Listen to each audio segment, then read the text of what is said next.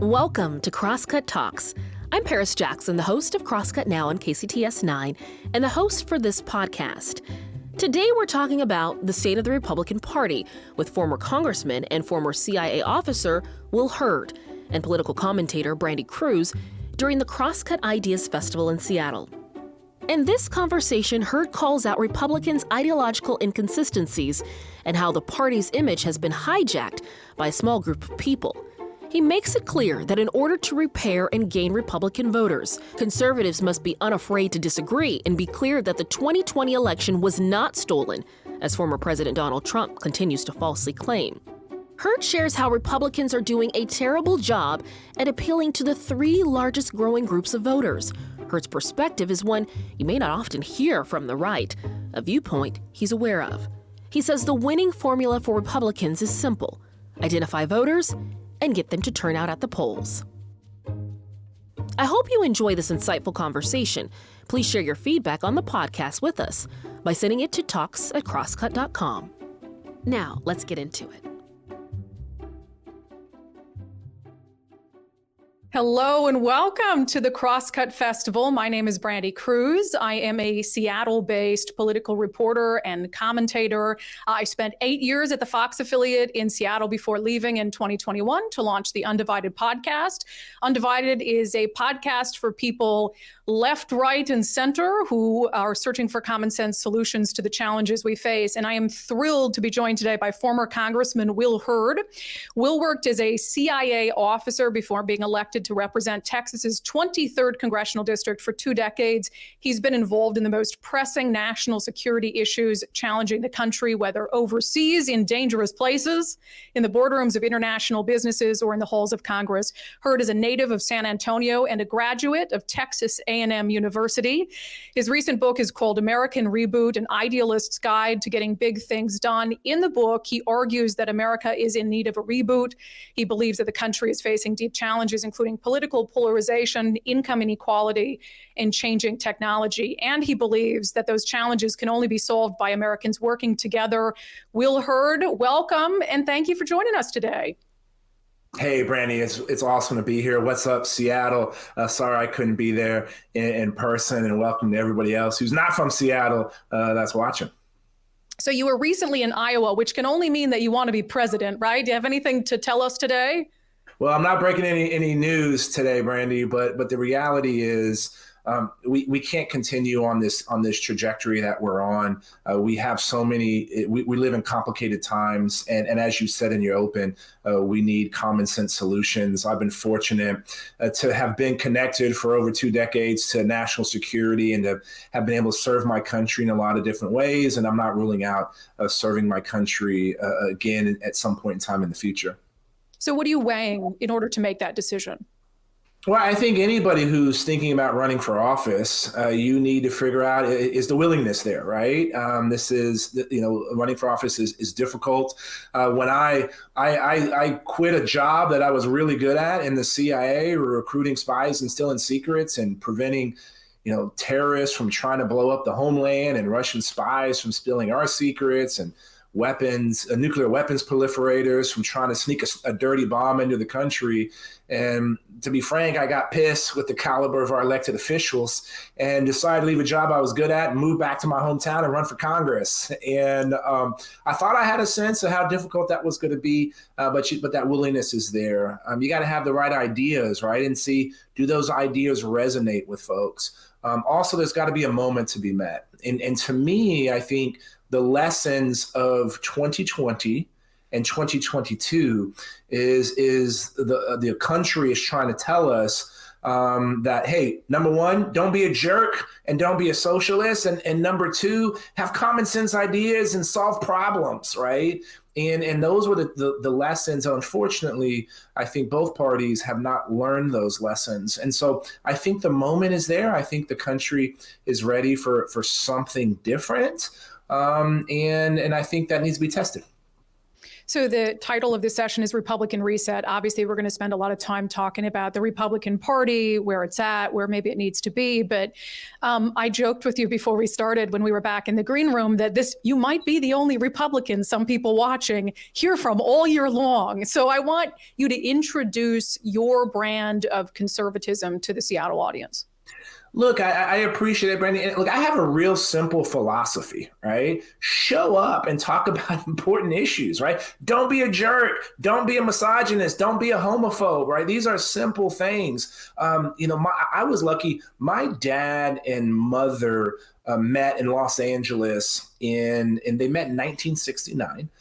They got married in 1970 and moved to South Texas in 1971. My dad's black, my mom's white. And what they had just gotten, it would just become allowed to have an interracial marriage only 4 years earlier. And when my dad was a traveling salesman, he sold notions, right? That's like an old timey word for zippers and threads and buttons. And he was on the road Monday through Friday. And then he would come home and my mom, after they had 3 kids, decided to buy a house. The only place they were able to find was the place where they ended up living for 50 years. It was the only place that would sell a home to an interracial couple, right? And then fast forward 35 years, their youngest son represented that area as a member of Congress, right? And the things that I learned from my dad: work hard, show transparency.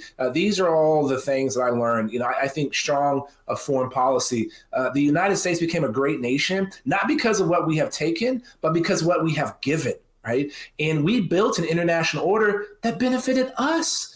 And that's why when it comes to things like Ukraine, we need to support the Ukrainians against the Russians, right? And so I do believe that small government matters. I do believe in a federalist society and that you should have local control. Unfortunately, many in my party don't think about that. They only want local control when it's, they are controlling things the way they want it to be done. That's kind of against our principles. But if I had to boil this all down to a simple formula, right? It means freedom leads to opportunity, opportunity leads to growth, and growth leads to progress, right? And ensuring those things happen is how we make sure this experiment continues to work. Well, we're going to be touching on some of the issues you brought up there. Ukraine, if we've got time a little bit later, also this dilemma with local control that there sometimes lacks moral consistency on. But we were thinking about how we can ingratiate you further to a Seattle crowd. So we're going to start with a question not about Republicans, but about Joe Biden. What is something, Will, that you think Joe Biden is doing right?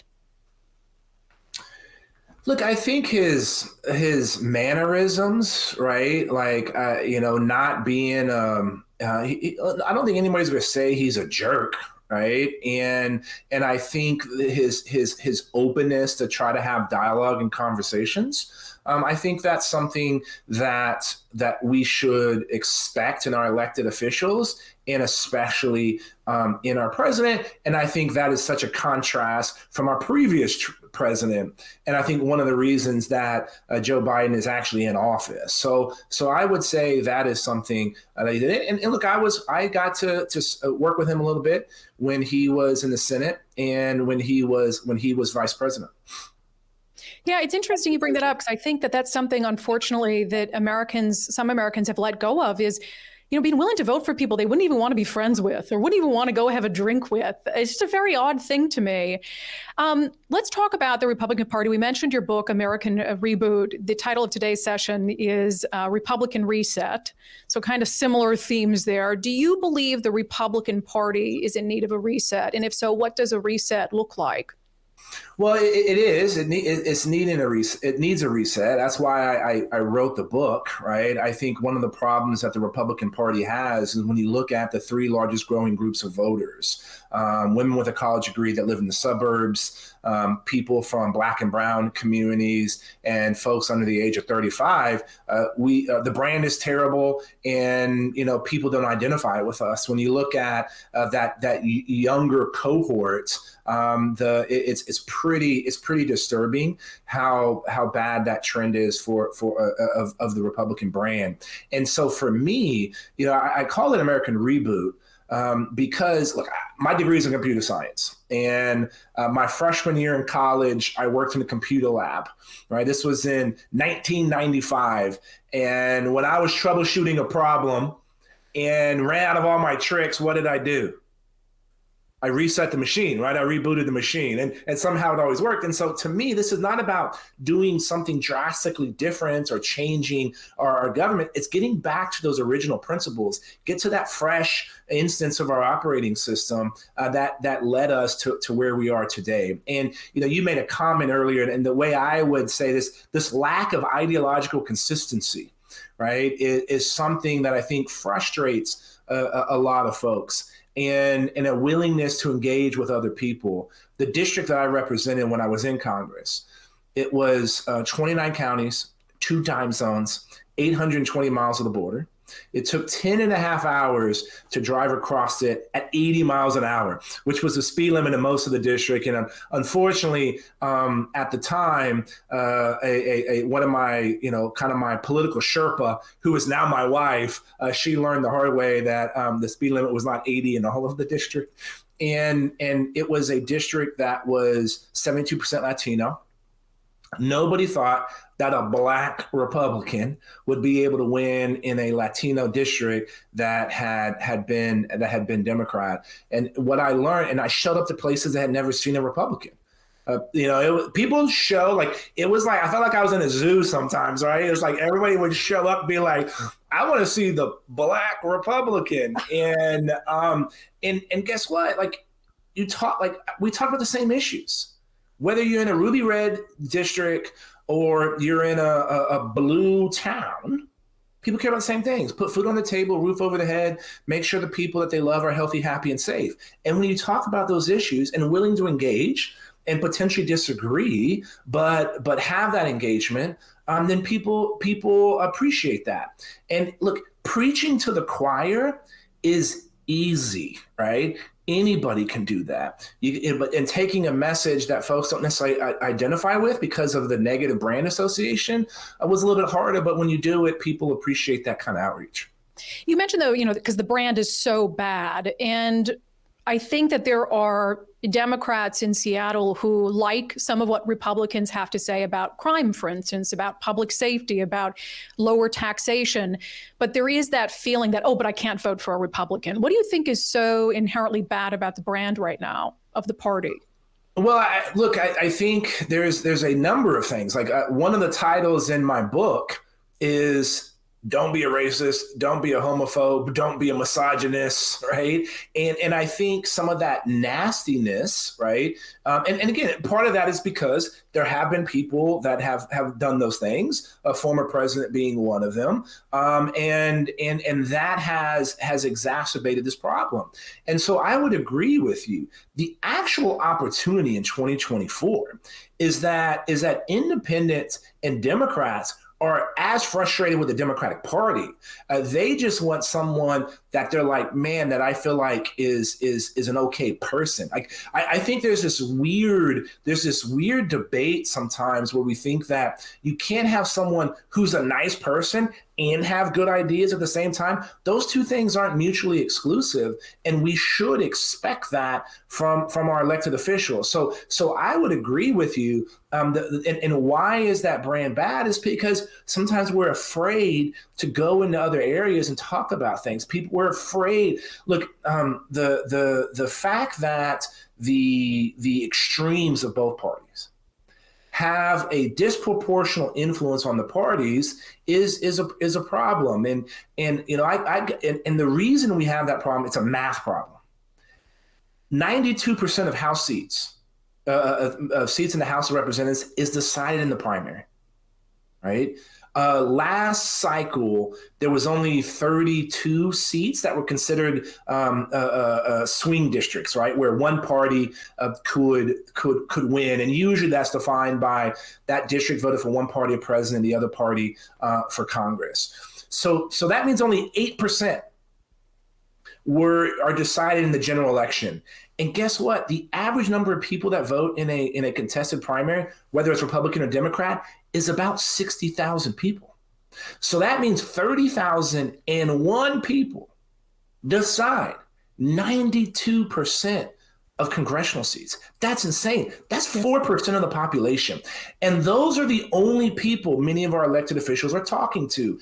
Because guess what? It's easy. Those are the people that usually vote. It's hard going out and talking to people and engaging in a competition of ideas, but that competition of ideas is what has made this country the greatest country on the planet. And when we get away from that and show that we're afraid to do that, look, we're seeing kind of right now the two leading contenders for 2024 talking about not doing debates. Right? Like, come on. This is a hallmark of our democracy. What are you afraid of? Are you afraid of making a gaffe? Are you afraid of something's going to be used against you because you don't believe it? Right? Like, so part of this is, being able to, not, the original question was about the brand, right? It's lack of ideological consistency. It's a meanness and a pettiness. And it's because a handful of people have hijacked the image of the party. Yeah, and I want to get into who is among the handful of people, but you mentioned the importance of of conflicting ideas, of people being exposed to that and working their way through that. And one of my big complaints in Washington has been, I just don't think one party rule is healthy. I don't think that it brings the best ideas to bear. And for that reason, I'd like to see some Republicans be able to win at least the House and or the Senate. So there's a little bit of divided government. But there is the Trump problem. Trump is a terrible brand in Washington state. The polls have said so over and over and over.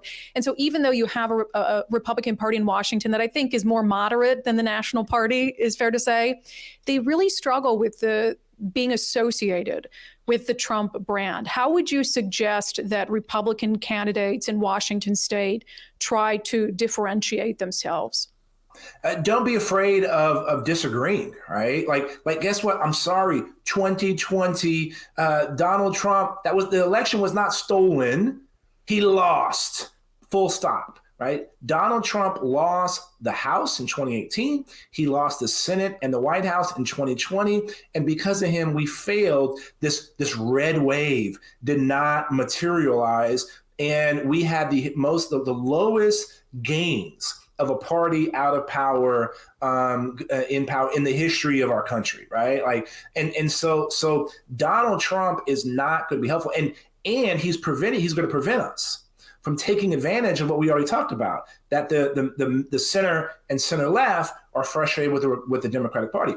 7 out of 10 Americans do not want Joe Biden to be the Democratic nominee. Right? That's an opportunity if we put the right person up. But guess what? Donald Trump, 6 out of 10 people don't want him, right? And so what would I tell folks in Washington State, Republicans in Washington State? Do what I did in the 23rd District. Show up, talk to people, right? Engage in that conversation. If you're afraid to engage in a conversation, then maybe you need to rethink your opinions, right? Because if you're not willing to allow that to be tested, and if you're afraid of like having to say what is orthodoxy or what I think this person that follows conservative media is supposed to say, then you can be wrong. Start with what you believe in, and then be able to be willing to articulate that. And that's how you grow. And the only way you build trust is over time. And what I found when I was this, people like, who is this guy, right? This CIA guy, right? And I would show up and people would be like, they were just staring, and they'll all ask me, why are you here? Right? And then the second time I showed up, people would actually shake my hand. Third time I showed up, people would walk by and someone would whisper, I'm a Republican. right? And then like the fifth time I'd show up, people would tell me their problem. And the sixth time when I was like, hey, that problem, remember, I helped sort that out and do it. Then the eighth time people would come pat me on the back.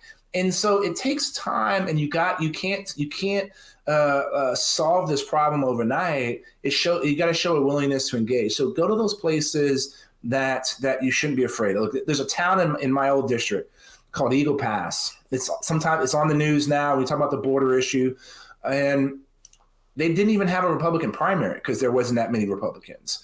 I think the Republican the previous year I won had only gotten 2%. I knew I was never going to win that area, but I showed up anyways, and I continue to get larger margins. Now, I never won that area, but I still was supposed to represent it.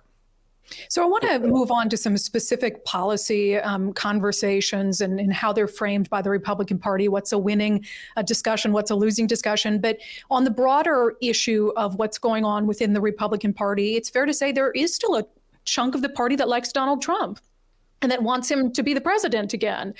And so when it comes to some of the Republican infighting that we're seeing, it's almost like the pro and anti-Trump factions, how much of that is healthy and how much of it is self-destructive?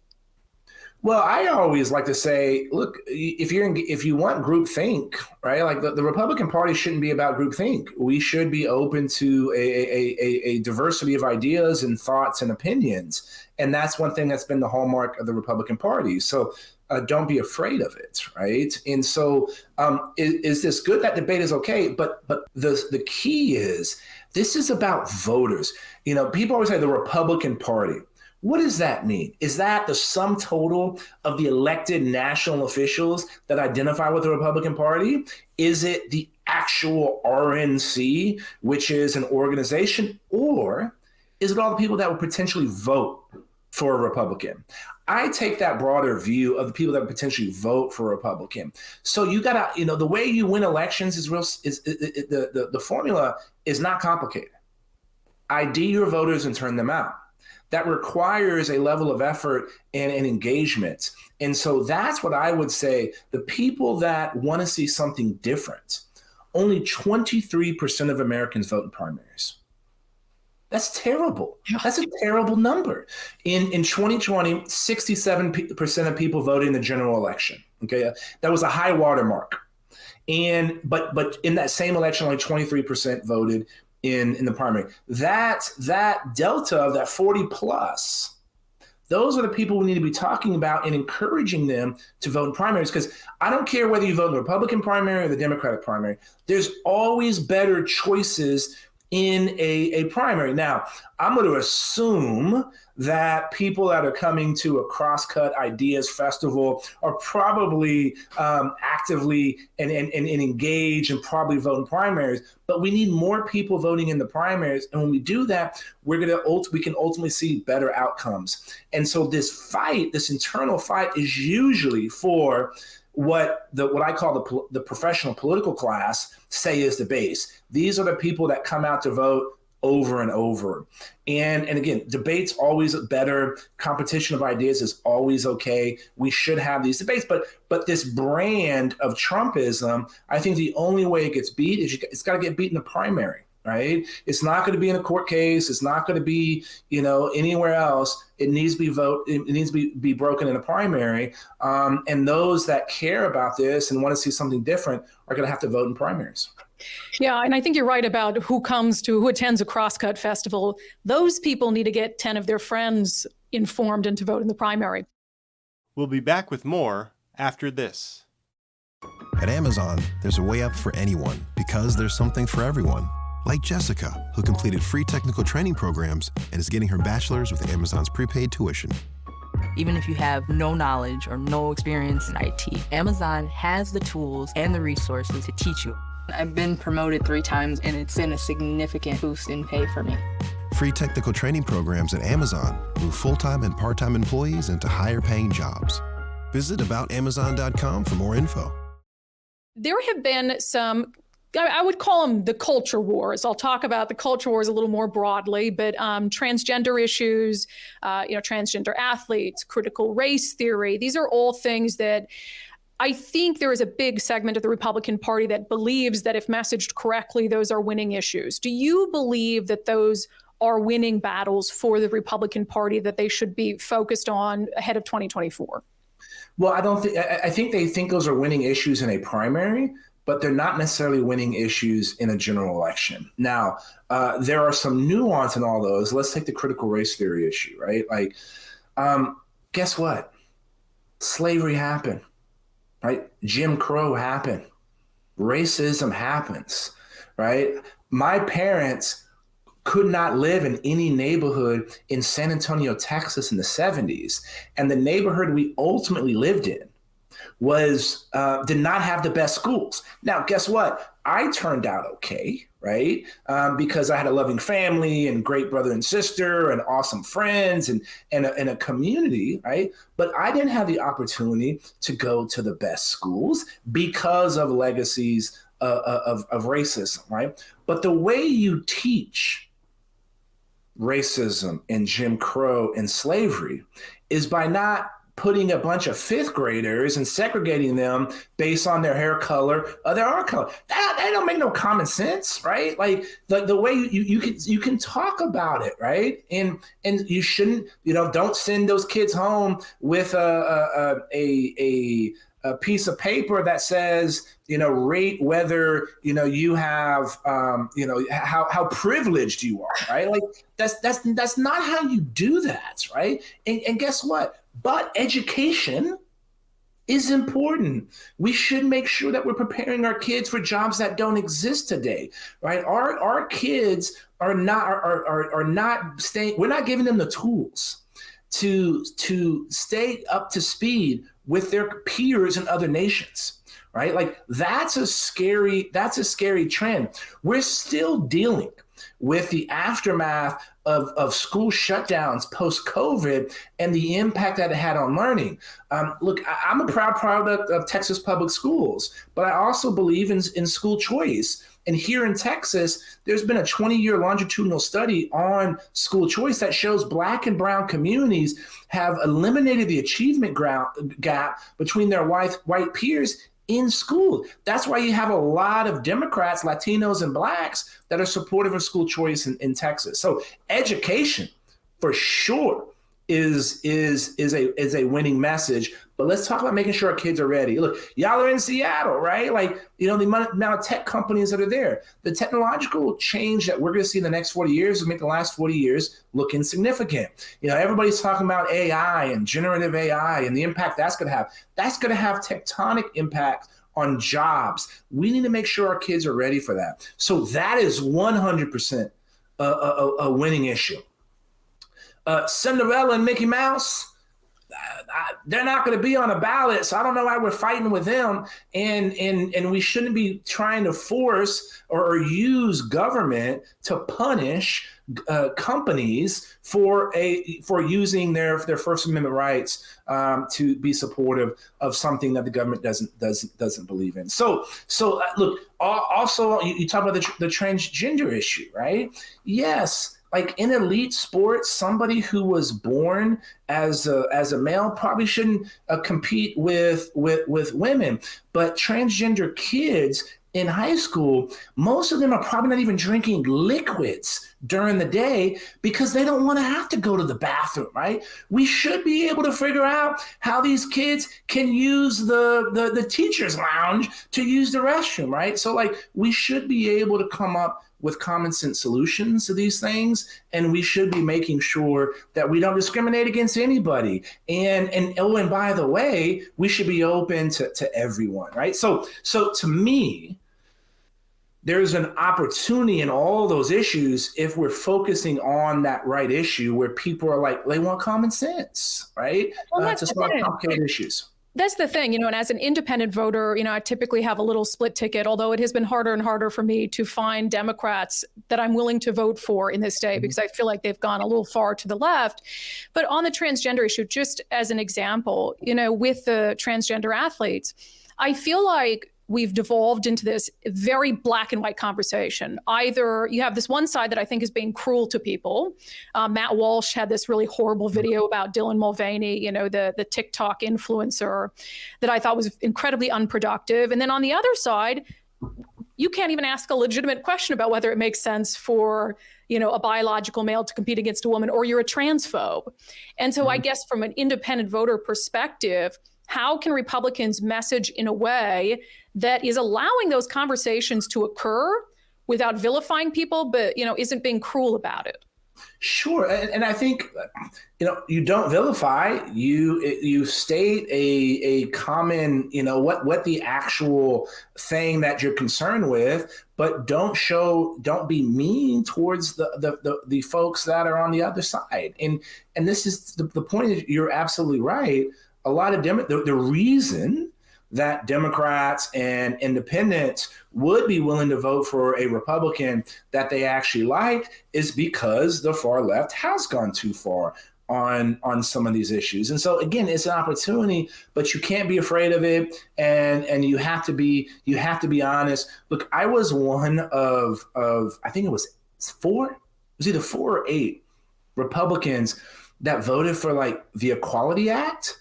And it basically just said, you shouldn't discriminate against people in the government. Why is this hard? Okay, this shouldn't be hard. And so I think part of this is people are afraid. Right? I think oftentimes there's many Republicans that agree with me on the things that I say, but they're afraid to say it out loud because they don't want, because of hyperpartisanship. If the first thing out of your mouth is not a complete and total rebuke of the other side's crazy idea, they're afraid that they're going to be tarnished by that particular issue, right? And so, you see it in so many of these issues that we're talking about now. You see it in immigration, right? Nobody wants to talk about, straightforward common sense immigration rules because they're afraid they're gonna be like, someone's gonna say I support amnesty. Just because you want to streamline legal immigration and do all these other things that we should be doing does not mean you support amnesty, right? And so oftentimes I think too many Republicans are afraid that having a nuanced position may look at it as an acceptance of the crazy other person's position, so they harden their response to these topics. Well, I also wonder, though, where can those nuanced conversations exist? I mean, at the Crosscut Festival, obviously, but certainly not on social media. I would argue also not on cable news. So when we talk about, I think there's a lot of people like you who would want to have those nuanced conversations, but I don't see a lot of places that platform them. Look, agreed. And I think, but here's what I would say, there's multiple trends that are happening. Yes, it's hard to put all this stuff in 280 characters, right? If I said crazy things, my social media footprint would be 10x what it is today, but I don't say crazy things. And I have discipline enough to say that. Oftentimes, I have to do a 4 or 5 tweet thread to get a point across. And guess what? It's not as effective, and it doesn't trigger the algorithms the way some pithy, statement does, right? And you're right about cable news, but we're also seeing the rise of podcasting. Look, you know this better than anybody. A longer form conversation. You're seeing that interest when you're seeing at the same time attention spans decreasing, but also increasing. The number and the podcasting revolution is really showing that. I think documentaries are having a golden period right now. So there are folks that are craving this, but it's hard. Right. And those formats and those ways have there's more of them, which means they have a smaller footprint. And so to get that message out and talk to those people, it's difficult, but it's going to require us to stand up and do that care about these issues. The first time there's a conference in Austin called South by Southwest. And it started as a music festival and a movie festival. And then, they have all kinds of stuff now. It's like 3 weeks long. And I got invited to come speak. This is my first year in Congress. And I was on a panel of a bunch of YouTube stars. And the other four panelists had 500 million subscribers on YouTube. I had 67, like legitimately 67. And I'm like, why am I on this? Why am I on this stage? And I'm assuming like 30 of those people are probably watching us right now. And one of the people that was on this was a woman who's the digital director for The Rock, Dwayne Johnson. And this was when the movie Moana came out. And she asked, she goes, okay, if Moana comes out and it fails at the box office, are we going to blame the movie and say it's a crummy movie? Or are we going to blame the moviegoers, the consumers, and blame them for not coming in the movie, right? And we all knew what the answer was. We were going to say it was a crummy movie. And now I'm not saying Moana is a crummy movie. I think it's a very delightful a movie, and I think it won a number of awards. However, she went on to say that politics is the only industry where we blame the consumer, the voter, rather than the product. And the reason that we only have 23% of Americans coming out to vote in primaries is because we got a bunch of terrible product out there and people aren't wanting to go see it. But it's hard, right? And so it requires people that care about this to get involved. It requires those of us that have the ability to take the slings and arrows, right, to get out there. And it requires us as individuals to mimic the behavior we want to see. And I'll close with this, Brandon. I didn't mean to go on, but you got me worked up. I guarantee if everybody on watching this video could raise their hands, and I asked them, have any of y'all ever clicked on an article that said Congress worked? Nobody would raise their hand because nobody's clicked on that, right? But I guarantee you, everybody that's watching this probably knows 3 or 4 outrageous things that George Santos has done and lied about in his life, right? So are we mimicking the behavior and modeling the behavior that we want to see? And so part of that is us making sure we're showing that kind of behavior. Yeah, it's a great point. Okay, I want to get into some audience questions, and there are some good ones that have been submitted, which does not surprise me. This question, is there a viable strategy to move beyond Trump? Yes, there is. And it starts with this realization when 70% of the country thinks the country's on the wrong track. That is something that has been growing and started under Trump's tenure. You also have it's more than 50%. I want to say it's 58% of Democrats, 55% of Republicans, about 49% of independents think that democracy is going to fail to exist, right? This was something that happened. This was a polling from last summer, and those numbers give me, somebody can probably fact check that, but that's plus or two. That's an outstanding show of bipartisan despair, right? People want something different, right? And so is there a way to move beyond this? Absolutely, because the opportunity is with those independents and Democrats we keep coming back to. And that means talking about issues people care about. It means talking about how are we going to ensure that people are able to move up the economic ladder. The economy is one of the most important things on most voters' mind every single year. And now we're potentially 30 days from defaulting on our debt. I have to spend a lot of time in New York now. When I talk to people up there that are in high finance, that nobody thinks that we're going to default on our debt. It's impossible for that to happen. There's a lot of people in Washington, D.C. that would love to see that happen. And the impact that would have immediately on our 401ks is crazy.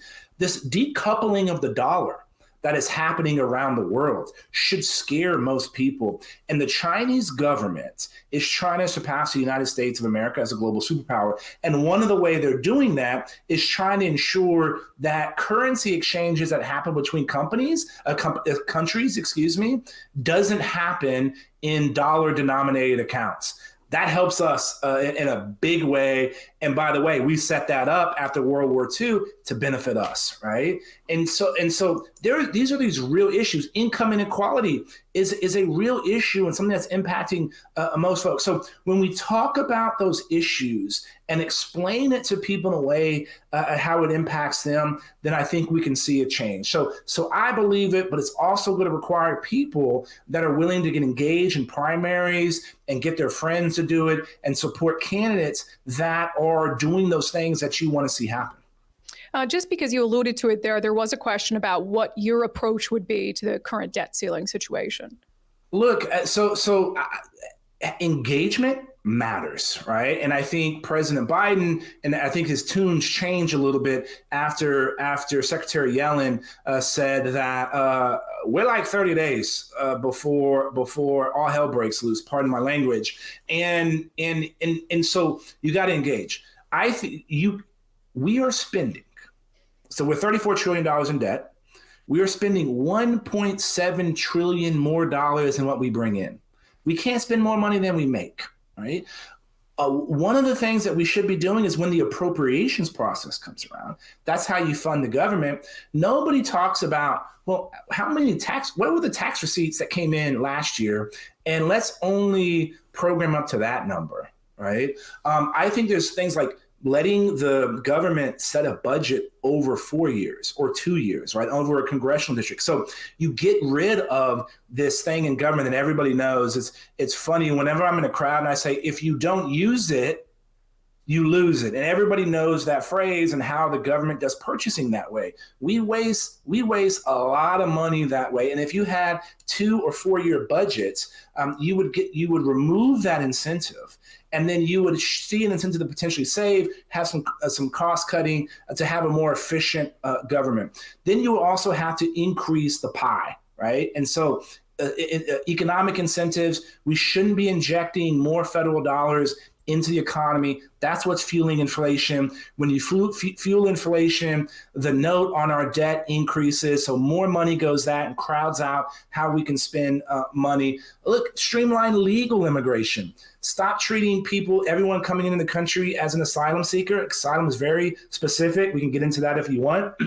But if we streamline legal immigration, every industry needs workers. So you would have more people coming in, paying taxes, doing all those things. So there's multiple things that would need to happen to do this, but it starts with conversations. And in this environment right now where there's a ticking time bomb, you got to engage and figure out how you come to some kind of compromise. Yeah. I like this question because I think this can be a blind spot for Republicans, but it's an issue that's very important to voters in a place like Seattle and a state like Washington. What are your thoughts on the environment and climate change? Climate change is real, and people are having an impact on our environment, right? But having climate change prevention and U.S. energy independence are not two mutually exclusive things. When you look at about 770 million people in this world do not have electricity. There are about 2.4 billion with a B that don't have clean cooking. Right? People that don't have clean cooking mean they're cooking with wood and coal or animal dung in their houses, right? Like that's crazy. That's almost a third of the entire global population that don't have clean cooking. So the need for electricity and proper energy is always going to increase. By 2050, Americans are going to probably need to double the amount of electricity that's happening, right? So we can see a move to renewables. You're seeing it. The reality is actually when you look at the top 6 states that have renewables, most of them are Republican-controlled states, where you're seeing that renewables are part of the energy mix. We need this. This is a problem that can be solved. This is something that's going to require ingenuity and creativity. It's also going to require things like nuclear energy in order to have this mix. But we need to have a mix of all the above strategy when it comes to the kinds of tools that we need. And we got to be able to solve this. And this is another reason why voters under the age of 35 have a hard time voting for Republicans, because they don't feel like we take the environment seriously. I like this question. It's very kumbaya. Who is a Democrat you admire, and who is a Democrat that admires you? Well, I would hope that would be the same question. But I always get mad when I always get in trouble when I say it. But my boy is Pete Aguilar, right? And I use that as a familiar term and a friend. Pete Aguilar is the number 3 in the House. He is from California. Used to be the mayor of Burbank. Just a smart guy, thoughtful guy. I got to know him because we worked together on dealing with immigration. We worked and had probably one of the few most recent bipartisan pieces of immigration legislation in a really long time. We came 2 votes away from actually dealing with this issue. So Pete is one. And guess what? How did we become friends? By having debates and conversations. He was thoughtful. He was smart. I trusted him. He trusted me. We could have open and honest conversations without trying to burn each other. And that's how we were able to build a relationship. And look, there's a lot of Dems that I worked with and served with because we talked and we had conversations, and I would go to them and be like, hey, explain this thing to me. Look, I got 22 pieces of legislation signed into law in 6 years. That's more than what most people do in 2 decades. And part of that is because I always started with having a Democratic partner on the House side and then making sure you had a Republican and Democrat on the Senate side. And that's how I was able to build those relationships. I gotta say Robin Kelly too. Robin Kelly is a Democrat from Chicago. A lot of the AI legislation I did when I was in Congress was with my friend Robin Kelly, and she's a dear friend. And I'd hope both Pete and Robin, whoever asked that question, would you go on their social media and be like, what is your opinions about Will Hurd? I want to see what they say. We'll ask them and we'll let you know. Okay, just so you know who your friends are. I just want to end on this because we just have a minute left, Will. This is called Republican Reset. For that reason, we're diving deep into some problems with the Republican Party, but there are some issues with the Democratic Party. It would be foolish not to acknowledge that. In Seattle, we look at our homeless crisis, the crime rates that are going up, the taxation, the situation at the southern border, which is completely out of control. So when it comes to getting voters, particularly voters in the middle, the movable middle, to recognize some of the shortcomings of the Democratic Party and their ideas, what is the best way for Republicans to do that in 2024? Look, just restate what you just said, right? Paying more taxes to have more crime, more homelessness, right? It is not humane. The way that many Democratic governors and mayors are dealing with homelessness is not humane, and that we should be trying to help people not be on the streets. This issue of the border, 2.5 million people came in the country illegally that we know. That's basically 2 San Franciscos, right? The drug trafficking organizations that moved people into the country made at least $25 billion, right, with a B. Starbucks, right? I think their market cap is $23 billion. So human smugglers made more money off of human smuggling and bringing people into the United States illegally than Starbucks made on lattes, right? This makes no sense. Our kids' education, they're not getting the tools they need to compete with their peers. This is a problem, and this is why people are frustrated with the Democratic Party. And what I would say to other Democrats is there are Republicans that ain't crazy, right? that have your interests and needs in mind and are willing to engage in a competition of ideas. There's a few out there, okay? It's not I wish there was more, right? But again, the only way that we're going to make sure that this experiment called America continues for another 247 years, the way it's done over the last 247 years, and help most Americans increase their quality of life while uplifting all of humanity, is if we have this competition of ideas, because One of the things I learned from my time in Congress, all the major pieces of legislation that we can recite and has made things better, we pass them working together. We are a better nation when we're together. We're better together, and that's what we need from our elected officials.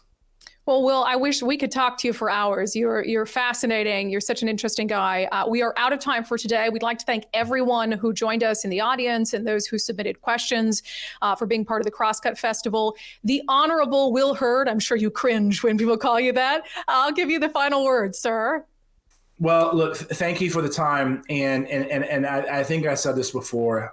One of the privileges I had was serving my country. And what I learned being in overseas in dangerous places and dark alleys is that America became an exceptional nation, not because of what we've taken, but because of what we have given. And we have given the rest of the world a model. And when we remember those timeless principles, we will be able to be better together. I believe our best days are still ahead of us. And that just requires us to do a little bit of work. So go, I know y'all all vote in primaries, but go get those 10 friends, as Brandi said, and make sure, and this is how we create change in this country. That's it for today's episode. Thanks to Will and Brandi for the talk. This episode of Crosscut Talks was produced by Seth Halloran and engineered by Rusty Bacall and Victoria Ralph. And the event was produced by Jake Newman and Ann O'Dowd. Madeline Happold managed our audience engagement. And you can subscribe to Crosscut Talks wherever you listen. And if you like the show, please review us. We want to know what you think. For the latest political, environmental, and cultural news from the Pacific Northwest, visit crosscut.com. And if you would like to support the work we do at Crosscut, whether it's live events we host or the in-depth reporting we do every day, go to crosscut.com/membership. In addition to supporting our journalism, members receive complete access to on-demand programming on Seattle's PBS station, KCTS 9. Crosscut Talks is a product of Cascade Public Media. I'm Paris Jackson. We'll be back soon with another conversation.